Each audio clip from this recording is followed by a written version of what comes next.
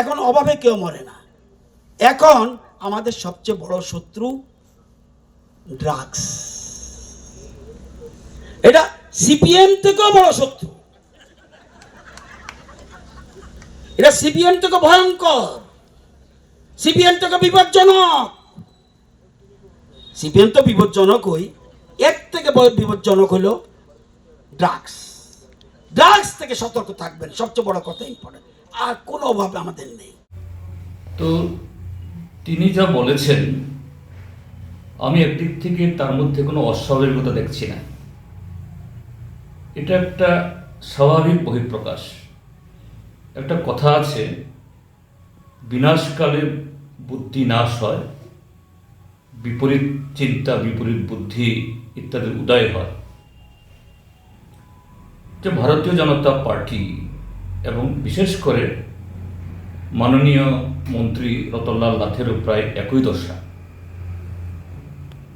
আমরা সচরাচর দেখি আমাদের অভিজ্ঞতায় কিছু কিছু মানুষ তাদের জীবন অন্তিম সময়ে একদিক থেকে প্রাকৃতিকভাবে অর্থাৎ বায়োলজিক্যালি যে তাদের অতীত জীবনে যে ভুলভ্রান্তি হয়, এটাকে সংশোধন করার কোনো সুযোগ নেই, বা সেরকম যে শারীরিক মানসিক দিক থেকে তার ক্ষয় শুরু হলে যে বয়োবৃদ্ধ না হলেও এর থেকে বেরিয়ে আসতে পারেন না, তখন স্বগতোক্তি অর্থাৎ অবচেতন মনে বা সচেতন মনে তারা কিছু তাদের মনের ব্যর্থতা তারা প্রকাশ করে। এটাও তাই।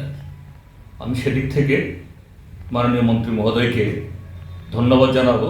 তিনি তার সেই প্রক্রিয়াটাই স্বাভাবিকভাবে প্রকাশ করেছেন যে ঠিক আছে, সিপিআইএম বা কমিউনিস্ট পার্টি বিজেপি দলের রাজনৈতিক শত্রু, মতাদর্শগত দিক থেকে সম্পূর্ণ তার বিপরীত।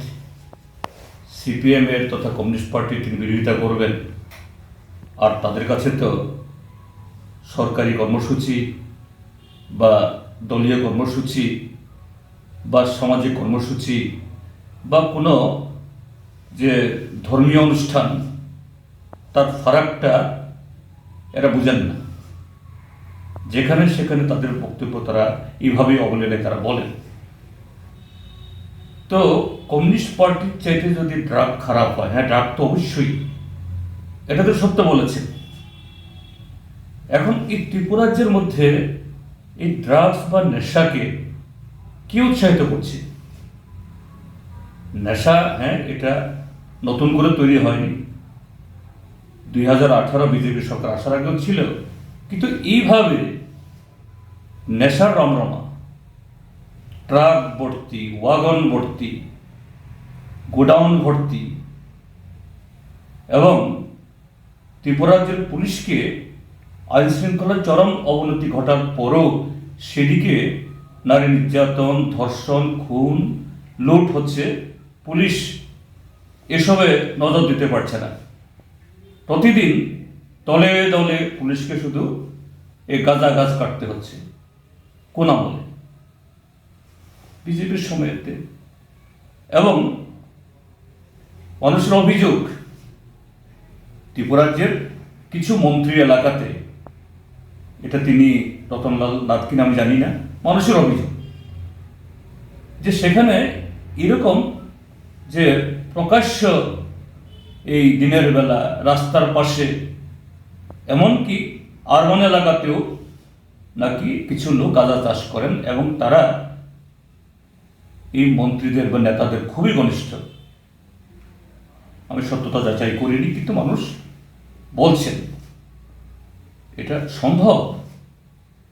আমার মনে হয় এই সমস্ত কিছুতে মাননীয় মন্ত্রী মহোদয় রতনবাবু তিনি অনুশোচনায় ভুগছেন। কাজেই এটা এইভাবে বহিঃপ্রকাশ করে পরোক্ষে শত্রুর বিরুদ্ধে কথা না বললে তো হয় না, রাজনৈতিক শত্রু, কাজেই নিজেদের যে ব্যর্থতা, কলঙ্ক এবং বিনাশের পথ থেকে যে বেরিয়ে আসতে পারছে না, তারই বহিঃপ্রকাশ। এই জন্যই বলছি এটা অস্বাভাবিক না, এটা অত্যন্ত স্বাভাবিক যে বিনাশকালে যখন আর কিছুই করার থাকে না, তখন এরকমভাবে স্ববোধোক্তি, অসহায়তা প্রকাশ করা ছাড়া উপায় নেই।